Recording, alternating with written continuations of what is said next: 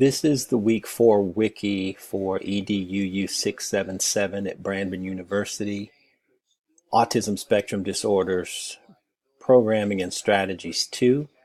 The content of this wiki is a discussion on or of the evidence-based practice being implemented for the fieldwork assignment.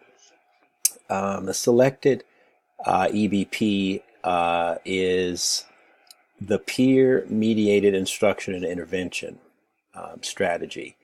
And initially, it was kind of a toss-up between three types beneath that category.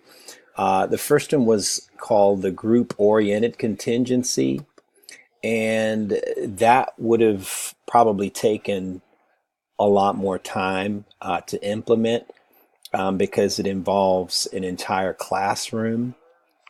The second that I wanted to attempt to initiate was the peer initiation training, where you would select 4 to 5 students to be engaged with the ASD student in implementing whatever the target skill is. So those were the two, but the one that I finally selected is really a bit more simple, and it's the subcategory for peer tutors.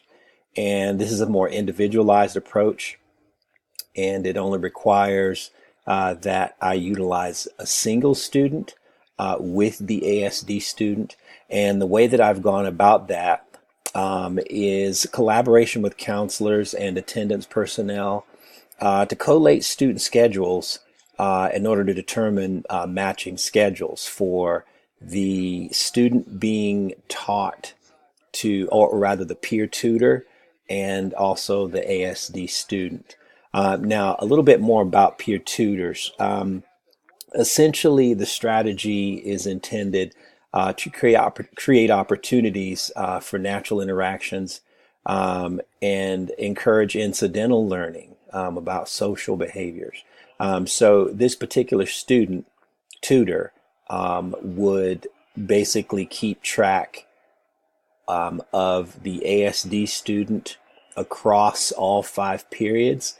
So in that way, there's less, I don't want to say hassle, but it's just more simplified to do it that way, so that it makes it easier to implement. I mean, and I'll leave it at that.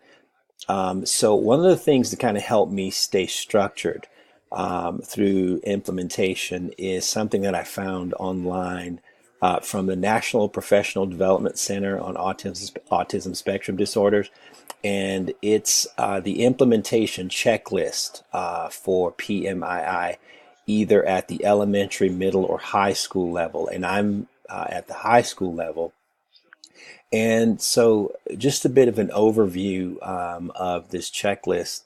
There's the name of the site, which would be my school, the state, the individual observed, and then the learner's initials. And so it's like an 8 box checklist for the observation, the date, and of course my initials. And there's planning stages 1 through 5. The first would be selecting peers, which as I've already stated, this could be more like a case study because it's dealing with a single individual and a single tutor. So that step is pretty much completed. So what I've been doing is the training portion, meetings with the tutor, the peer tutor, and looking at some of the problem areas of the ASD student, particularly in the math class, and looking at ways or strategies to support that student. And so the checklist is a way to kind of help me streamline the process. So a little bit about that. In terms of like training the peer, there are essentially 12 areas that I have to sort of check off during each observation. And when you get to step 3, supporting the peers, there are 3 subsections for that. And that has more to do with providing ongoing support to the peers, and engaging in problem solving meetings and things of that nature. And in step 4, implementing that in the classroom. Part of that is monitoring the interactions, and of course I would have to gain teacher input for that. So there is a collaboration piece among the other 4 teachers, so that I know the strategy or the intervention is being done, as research states, with fidelity, so that it's occurring the same way across periods, so that I can see whether or not these things are being generalized. And in step 5, I think that portion is extending initiations across the day. So I think by and large, this checklist will really help serve as sort of the structural foundation for